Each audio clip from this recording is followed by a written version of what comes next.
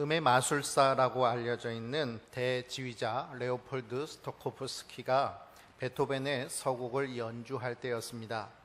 그는 곡의 효과를 살리기 위해서 오케스트라 단원이 한 사람인 트럼펫 연주자를 관중석에 두고 자기가 사인을 하면 그때 일어나서 트럼펫을 크게 불라고 그렇게 준비를 했습니다. 연주에 들어간 지휘자는 신나게 오케스트라를 연주합니다. 그리고 때가 되어서 이제 관중석을 돌아보면서 힘차게 사인을 합니다. 그런데 웬일인지 트럼펫 소리가 들리지 않는 것입니다. 그래서 다시 한번 이 연주자는 트럼펫 연주자에게 사인을 주면서 트럼펫을 불라고 그렇게 크게 사인을 합니다. 그런데 이 시간 트럼펫 연주자는 그 경비원에게 두 손이 묶여 있는 채로 있었습니다. 왜냐하면 이 경비원이 보기에 트럼펫을 들고 오케스트라의 연주를 방해하려는 줄 알고 이 사람이 갑자기 트럼펫을 불려고 하자 그 사람의 손에서 트럼펫을 뺏고 그 사람의 손을 뒤로 묶은 상태에서 의기양양하게 자기가 이 연주회를 살렸다는 듯하게 큰 미소를 짓고 있었던 것입니다. 착각은 자유라고 말을 합니다. 그러나 이런 착각이 자유일 때는 다른 사람에게 피해를 주지 않을 때 그 선에서는 자유일 수 있겠지만 이 정도의 착각이라면 그냥 넘어갈 수만은 없는 일일 것입니다. 더구나 착각으로 폭행이 일어나고 또 인사사고가 일어난다라고 한다면 그것은 이미 착각이 아니라 범죄요 용서받기 어려운 죄악이라고 말할 수 있을 것입니다. 예수님께서는 예루살렘에 입성하신 후에 이제 공생애의 사역이 얼마 남지 않았다는 것을 의식하신 듯 날마다 성전에 가셔서 하나님의 복음을 전하고 백성들을 가르치시는 데 열심을 다하셨습니다. 그런데 문제는 이 예루살렘 성전에서 가르치는 일, 그것은 당시 아무나 할 수 있는 일이 아니었다는 데 있습니다. 사내들인 공의회에서는 성전을 관리하고 예배의식을 집행하는 공인된 사람을 정해서 그 사람을 보내고 그 파송된 사람만이 그 성전에서 복음을 가르칠 수 있는 사람이었기 때문입니다. 상황이 이러하니 누가복음 20장 1절과 2절의 말씀을 보면 대제사장들과 서기관과 장로들이 예수님께 와서 당신은 무슨 권위로 이런 일들을 합니까? 라고 따져 묻고 있는 것, 그것은 어쩌면 관리 감독을 하는 사람들의 입장에서 당연한 것이라 말할 수 있을 것입니다. 만일 누군지 알지도 못하는 자가 주일 아침에 이렇게 예배당에 앉아 있는데 올라와서 설교를 한다고 그러고 있으면 제가 그것을 가만히 보고 있겠습니까? 당신이 누군데 내가 설교해야 될 자리에 서가지고 이러고 있습니까? 부목사님 빨리 잡아 끌어내리세요. 뭐 이런 식으로 하지 않았겠느냐 하는 것입니다. 근데 문제는 예수님은 사람들에게 인기가 있었고 사람들은 그 말씀에 귀를 기울였기 때문에 그렇게 쉽게 함부로 할 수는 없었다는 것입니다. 그래서 그들이 말하고 있는 이 질문의 중심에는 너는 성전에서 가르칠 수 있는 권위가 없는 사람인데 어떻게 이러고 있느냐라는 면박을 주고 또 그를 모의하고자 하는 음해의 모습이 있는 것이었습니다. 그러나 그들의 엄청난 착각은 그들이 그렇게 모욕하고 있는 당사자가 바로 그들이 섬기고 있는 이 성전의 주인이 되신다는 것을 눈감고 있었기 때문인 것입니다.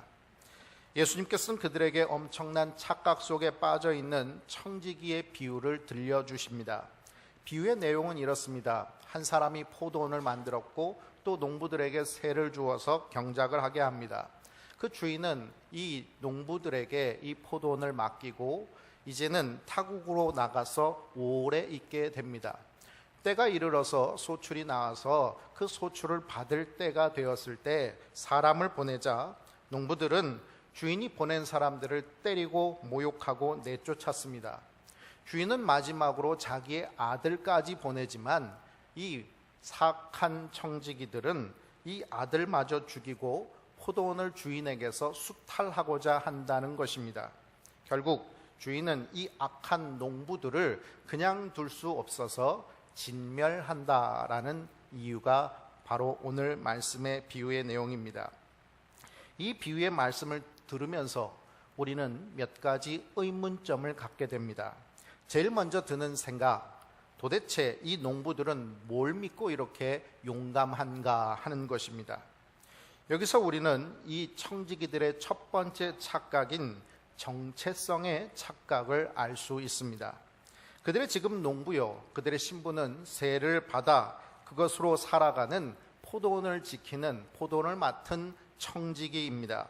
포도원에서 소출이 나기까지 포도나무를 심고 포도나무가 자라가고 그래서 상품이 될 수 있을 만한 가치를 내는 포도나무 열매가 맺혀지기까지는 약 5년 정도의 시간이 걸립니다. 그렇기에 이 포도원 주인은 최소 5년 동안 아무 소득이 없는 이 포도원에서 일하는 청지기들을 먹여 살려준 사람이라고 말할 수 있을 것입니다.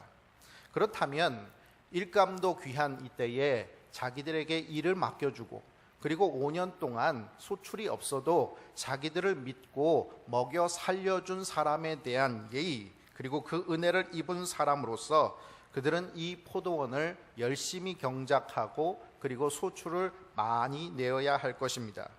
이것이 바로 그들에게 맡긴 청지기들의 임무인 것입니다. 그렇게 될 때 주인에게 소출을 드릴 수 있을 뿐만 아니라 그 소출의 몫으로 자기들이 많은 것을 누릴 수 있게 되기 때문입니다. 그런데 그들은 엉뚱하게도 자기들의 몫이 아닌 것을 착복하여서 주인이 될 수 있다라고 착각합니다. 이렇게 생각하게 된 이유가 무엇일까요?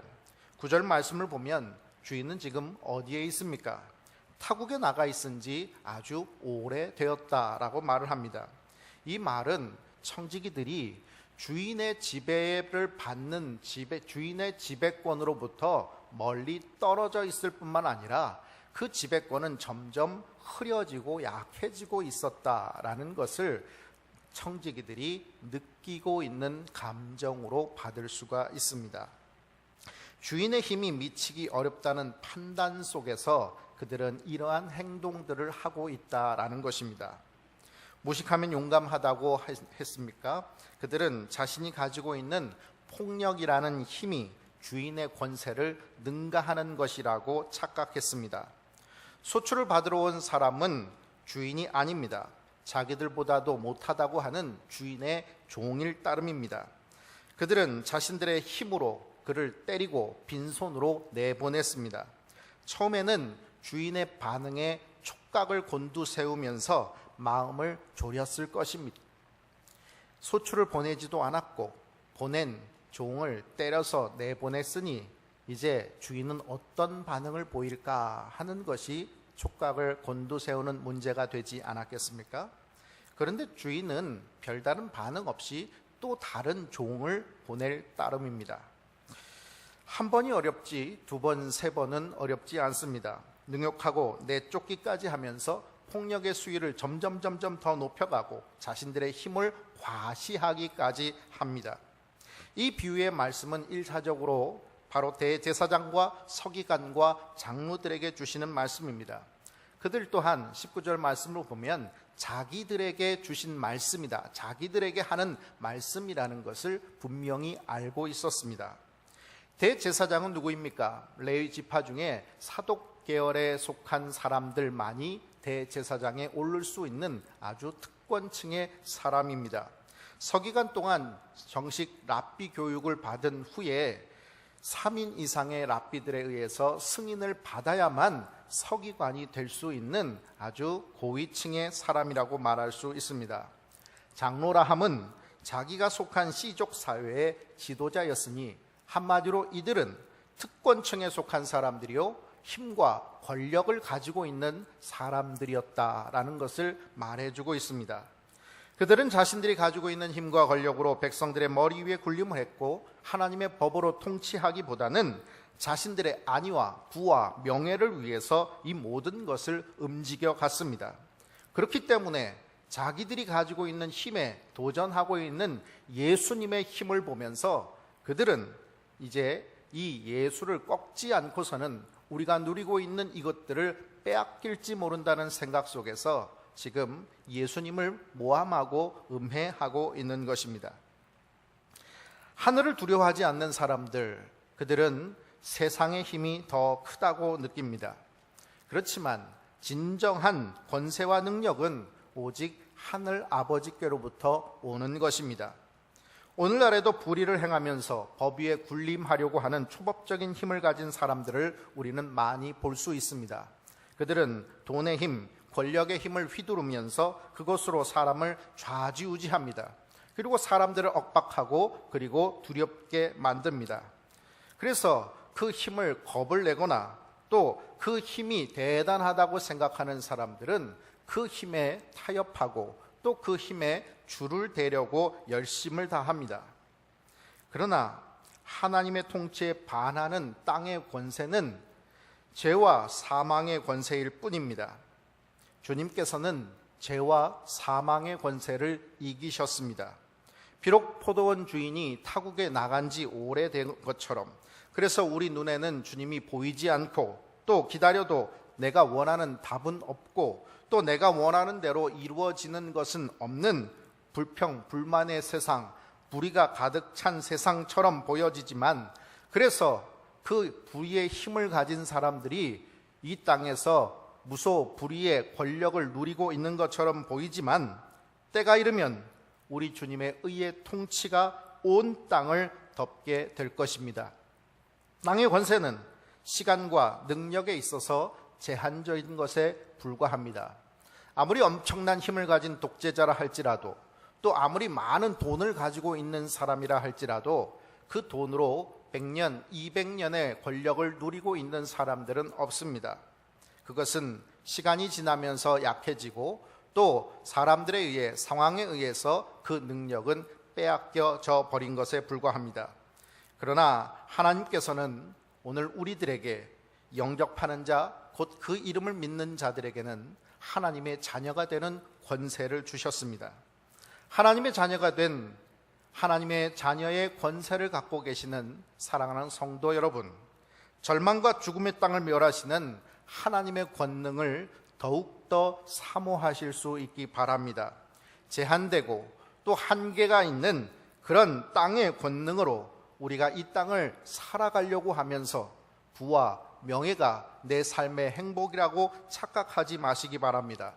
오직 주의 권능으로 하나님의 통치가 임하는 새 하늘과 새 땅을 열어갈 수 있기 위해서 오늘도 우리에게 맡겨져 있는 이 포도원을 열심으로 경작하며 충성하며 순종할 수 있는 귀한 청지기의 삶을 살아가는 저와 여러분이 되시기를 바랍니다. 비유를 들으면서 드는 두 번째 의문은, 왜 주인은 보내는 족족 매맞고 능욕당하고 내쫓기기까지만 하는데 계속 보내기만 하고 있느냐 하는 것입니다.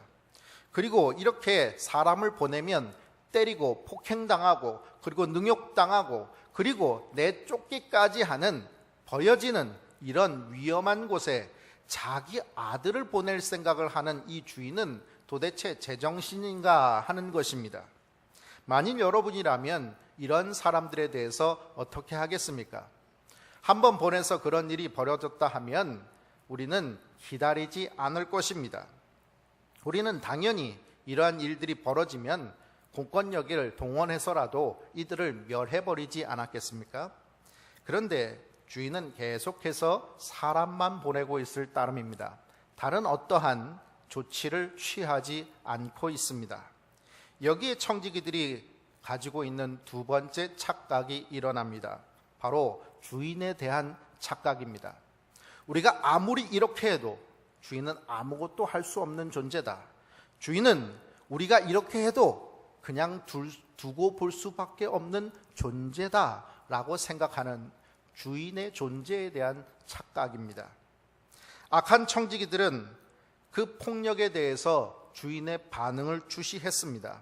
그런데 이 주인은 13절의 말씀 보면 너무 전혀 다른, 우리의 생각과는 전혀 다른 반응을 보이고 있습니다. 우리 13절 말씀 같이 봉독합니다. 포도원 주인이 이르되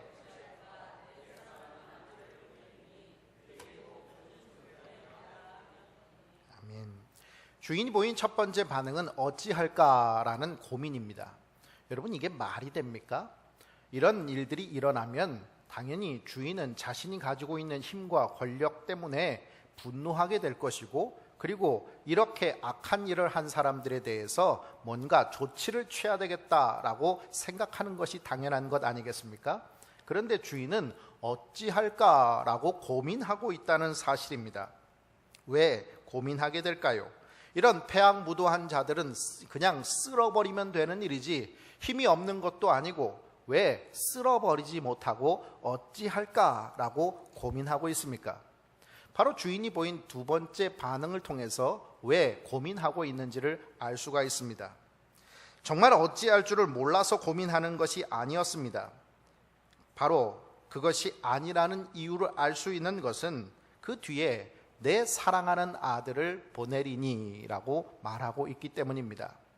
내 사랑하는 아들을 그곳에 보낸다면 반드시 해를 당하거나 문제가 일어날 수 있는 가능성이 훨씬 더 크다는 것을 어린 아이도 잘 알고 있었을 것입니다. 그런데 이 모든 일들을 당하고 있는, 직접적으로 손해를 보고 직접적으로 피해를 당하고 있는 이 주인은 이곳에 아들을 보낼 생각을 하고 있습니다.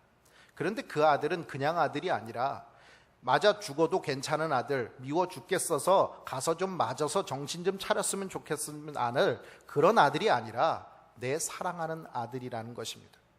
결국 내 사랑하는 아들을 그곳에 보낸다는 것은 그들이 내 사랑하는 아들을 보내서 그들로 인해서 회개하고 그들로 인해서 다시 돌이킬 수 있도록 하기 위한 그것만큼 사랑하는 사람들이었다는 것을 말해주고 있는 것입니다.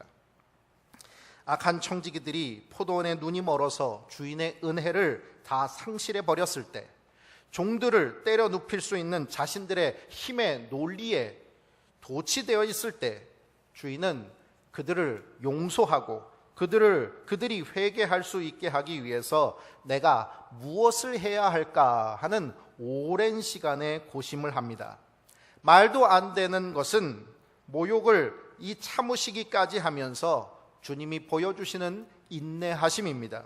한 번도 아니고 두 번, 세 번, 그리고 자기 아들을 보내기까지 하면서 기다리시고 있는 이유가 무엇이겠습니까? 때리고 능욕하고 내쫓고 죽이기까지 하는 이들에게 기다리고 계시는 이유가 무엇이겠습니까? 누가복음 13장 말씀을 보면 포도원 지기에게 이르되 내가 3년을 와서 이 무화과 나무에서 열매를 구하되 얻지 못하니 찍어버리라, 어찌 땅만 버리게 하겠느냐? 대답하여 이르되 주인이여 금년에도 그대로 두소서, 내가 두릅하고 거름을 주리니라는 말씀이 있습니다. 열매 맺지 못하는 무화과 나무는 땅만 차지할 뿐 아무런 쓸모가 없습니다. 3년 동안 아무런 열매가 없으니 찍어내버리고 다른 것을 심는 게 경제적입니다. 그런데 이 포도원 지기에게 이 무화과 나무는 그냥 무화과 나무가 아니었던 것입니다. 자기가 아무런 소출을 받지 못한다 할지라도, 자기가 그 책임을 다 맡아야 될 그런 위험에 처한다 할지라도 금년에도 그냥 두소서라고 말씀하시기까지 하며 이 포도원에 있는 이 무화과 나무를 책임지고자 하는 마음이 바로 우리의 포도원직이 되시는 예수님의 마음이었던 것입니다. 들성 부른 나무는 떡잎부터 알아본다고 합니다. 그러나 우리 주님은 가능성 없는 싹수가 노란 떡잎에 열매가 맺히기를 기다리고 기대하시며 계시는 것입니다. 오랫동안 참고 기다리실 뿐만 아니라 우리를 위해서 두릅하고 거름을 주는 일을 하고 계시는 것입니다. 우리는 아무것도 하지 않고 열매 맺지 않고 들어 누워 있는데 주님은 땀을 흘리며 거름을 주고 일하시고 계시는 것입니다. 주님은 우리에게만 비록 무화과 나무가 무성하지 못할 때, 포도나무에 열매가 없을 때, 감람나무에 소출이 없을 때, 밭에 먹을 것이 없을 때, 우리의 양이 없을 때, 외양간에 소가 없을 때에도 여호와로 말미암아 즐거워하고 기뻐하라, 항상 기뻐하라 라는 명령을 내리시기만 하시는 것이 아닙니다. 3년 동안 열매가 없습니다. 보내신 종들을 때리고 능욕하고 내쫓습니다. 여기에 무슨 가능성이 있겠습니까? 여기에서 무엇을 기대할 수 있겠습니까? 그런데 주님은 이런 자들에게 세 번째 반응, 혹 그들이 그를 존대하리니 라고 기대하고 계십니다.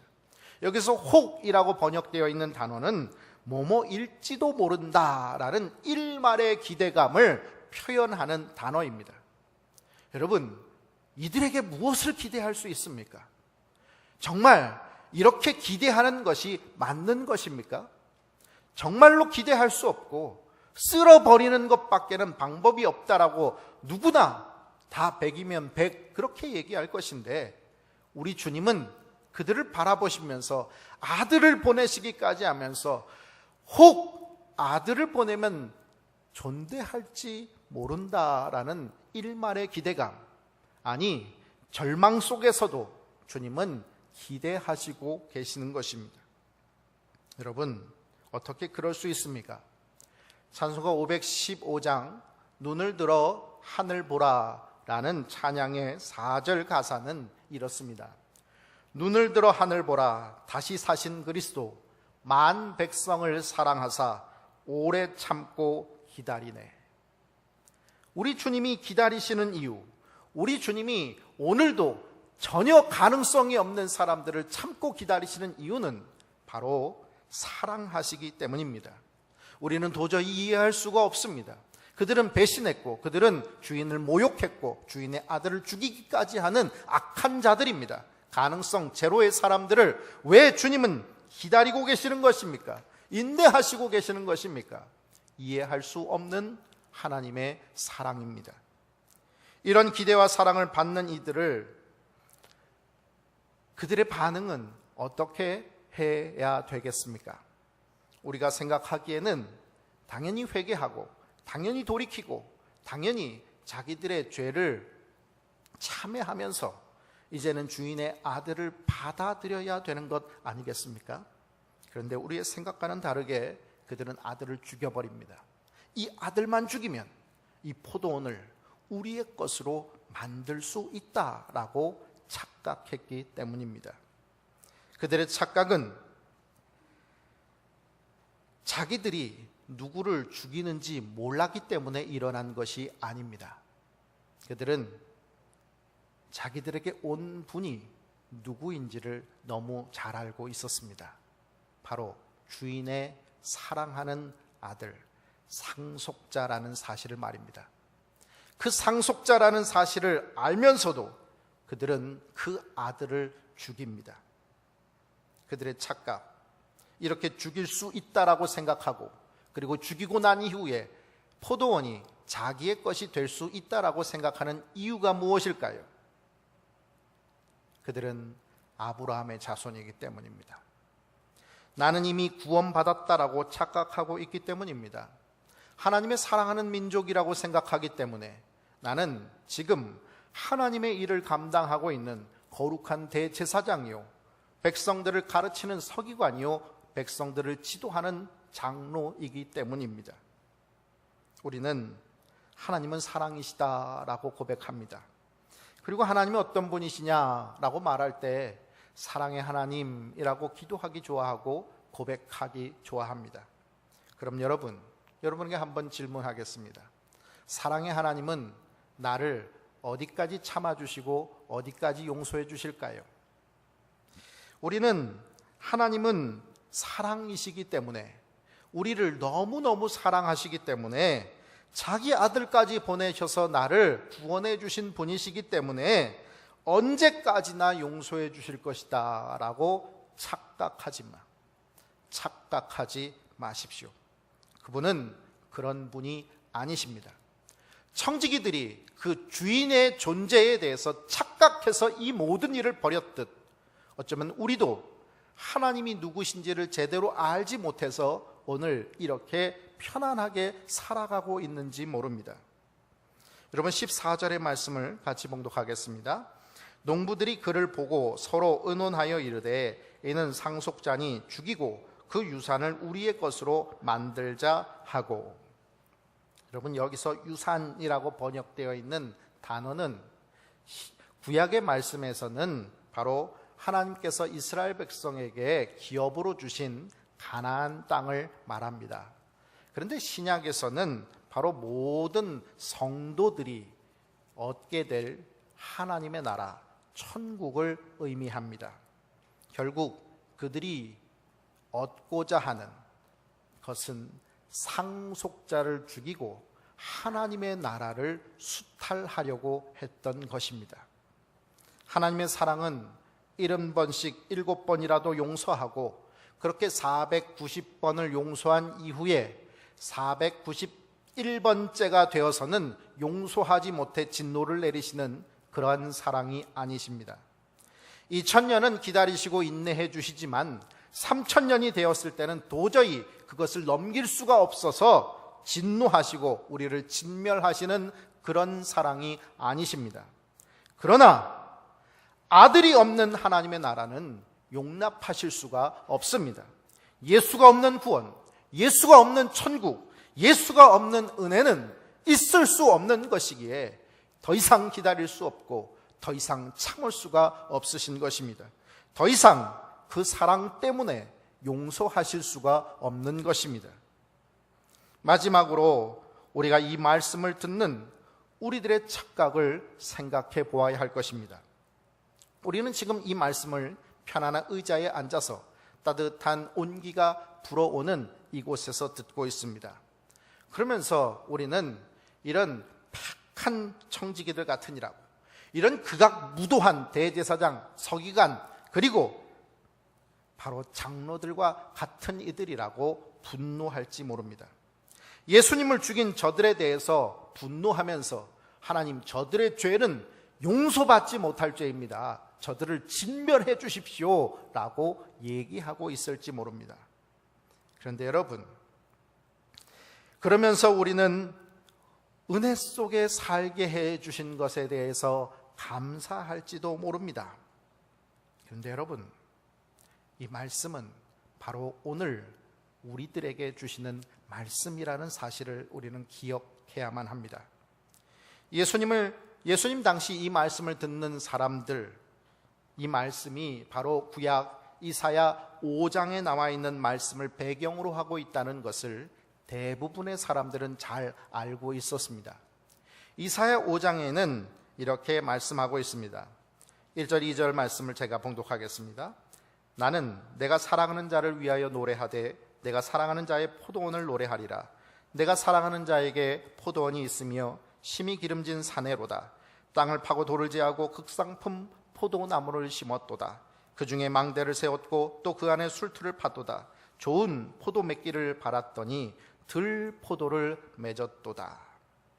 5절 말씀에는 그들에 대해서 이렇게 말을 합니다. 이제 내가 내 포도원에 어떻게 행할지를 너희에게 이르리라. 내가 그 울타리를 걷어 먹힘을 당하게 하며 그 담을 헐어 짓밟히게 할 것이다.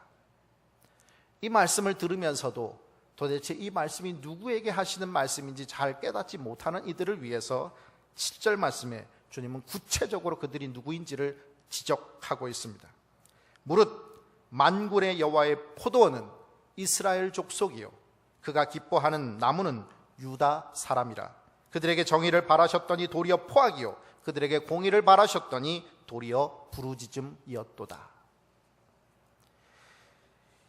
예수님께서 이 말씀을 하실 때 대제사장과 서기관들, 장로들이 자기들에게 하시는 말씀이라는 것을 깨달아 알았다는 이유는 바로 이사야 5장의 말씀을 배경으로 하고 말씀하시는 비유라는 사실을 알았기 때문입니다. 자신들이 힘으로 백성 위에 군림했고 하나님의 뜻보다는 자기들의 배를 위해서 모든 것을 움직여간 세상의 권세를 누리고 있는 사람이라는 사실을 알았기 때문입니다.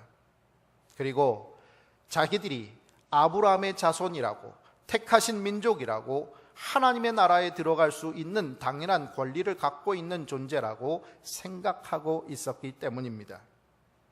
주전 8세기에 이사야 선지자를 통해서 말씀하신 예언의 말씀이 주후 1세기 유대인들에게 주신 말씀이 되었듯 주후 1세기에 예수님께서 비유로 말씀하신 이 말씀은 21세기를 살고 있는 오늘 우리들에게 적용되는 말씀인 것입니다.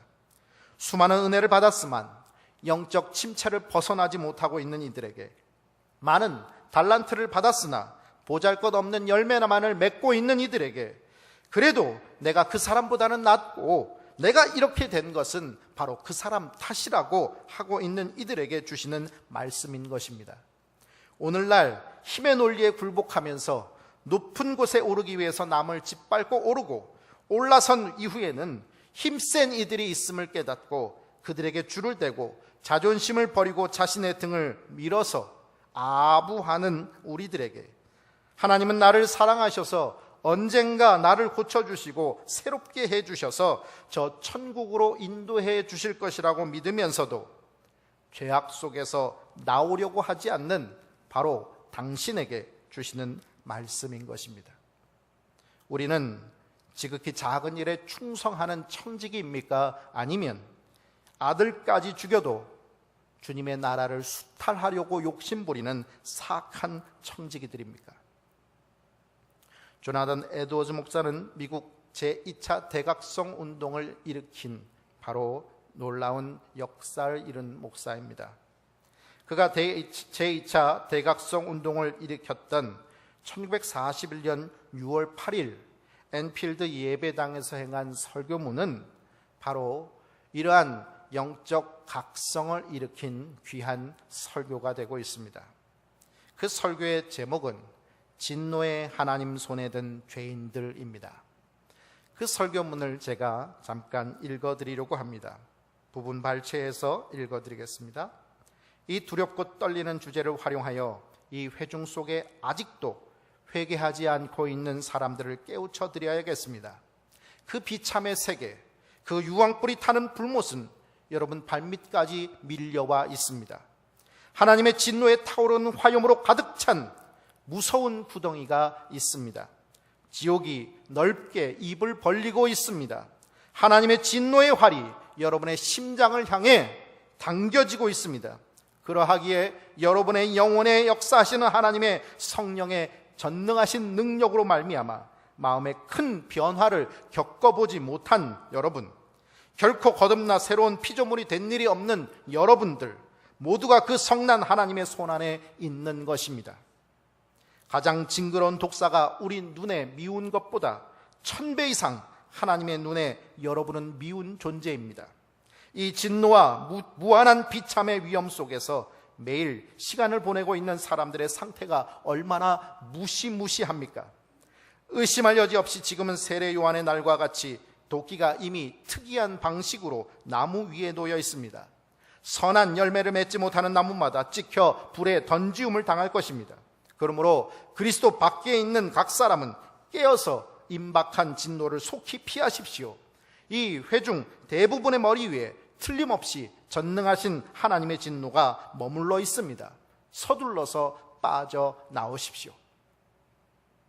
이 말씀이 울려 퍼졌을 때 이 말씀을 듣고 나는 아니다, 나는 잘하고 있다, 스스로 거룩하다고 여기는 성도들에 의해서 영적 대각성이 일어난 것은 아니었습니다.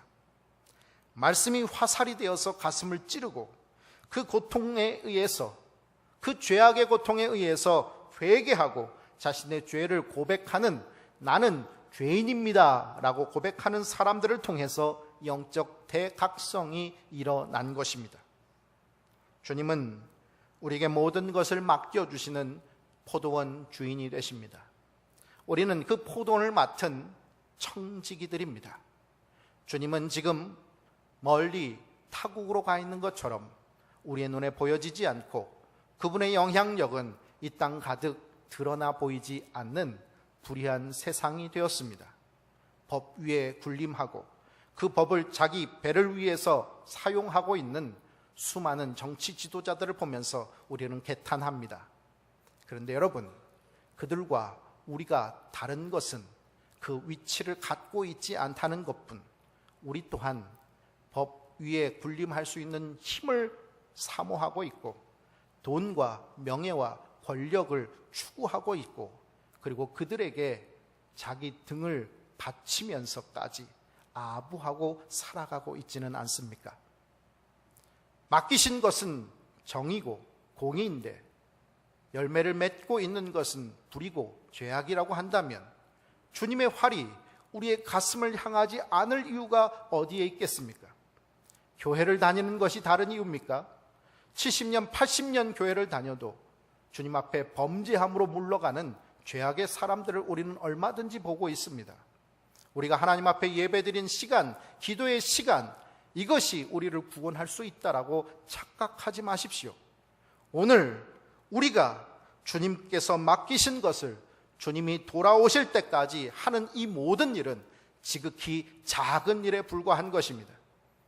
그러나 그 예수를 모욕하고 예수를 때리고 예수를 죽이는 사람들과 함께 그 속에서 성난 군중이 되어서 목소리를 높이고 그 속에서 주님을 향해 돌을 던지고 주님의 십자가를 못 박으라고 외치고 있는 삶이 우리의 삶이 된다면 우리의 삶은 주님께서 진멸하시는 삶이 될 수밖에 없습니다. 저와 여러분에게 중요한 것은 예배의 시간을 더하는 것이나 기도의 시간을 더하는 것, 그것이 아니라 내가 죄인이라는 사실, 그리고 내가 맺은 열매는 세상에서 가장 못된 열매들만 맺고 있다는 것을 고백하면서 주님 용서하여 주시옵소서, 주님 돌아오실 때까지 충성할 수 있는 하나님의 자녀된 권세를 누리게 하여 주시옵소서 기도하며 나아가는 것, 바로 그것뿐임을 기억하시기 바랍니다. 기도하겠습니다. 우리 것 아닌 것을 우리 것으로 만들고자 하나님께서 맡기신 이 모든 자연 만물의 피조 세계를 아담과 하와는 수탈하려고 하나님처럼 되고자 선악과를 먹었습니다. 바벨탑을 쌓았던 사람들은 하늘까지 자기 이름을 내고자 했습니다. 성경의 역사는 인간의 범죄의 역사요, 하나님께서 참으시고 사랑으로 인내하시는 것을 이용하는 죄악의 역사였음을 우리는 성경을 통해 알고 있습니다. 그런데 내가 살아가는 삶의 시간들 속에서도 나는 주님의 사랑을 이용할 뿐 주님 앞에 회개함으로 돌이키지 못하였고, 오늘도 세상의 힘의 논리에 굴복할 뿐 성령의 능력, 죄와 사망의 권세를 이기신 하나님의 권능을 힘입으려고 하지는 않고 있음을 주님 깨닫게 하여 주시옵소서. 주님, 나는 죄인입니다. 오늘도 쾌락을 추구하고 세상의 힘을 동경하고 돈과 이 세상의 명예와 권력이 내 행복의 기준이 될 수 있다고 착각하고 살고 있는 죄인입니다. 주님 용서하여 주시옵소서. 주님, 주님의 용서를 받을 수 있을 만큼 아버지, 우리가 하는 것이 없지만 그러나 주의 사랑으로 우리를 긍휼히 여겨주셔서 우리가 다시 한번 주님께서 금년에도 그냥 두셔서 기다리실 때에 회개하고 돌이키고 주님의 귀한 사명을 맡은 청지기로 충성하며 살아갈 수 있게 하여 주시옵소서. 예수님의 이름으로 기도합니다. 아멘.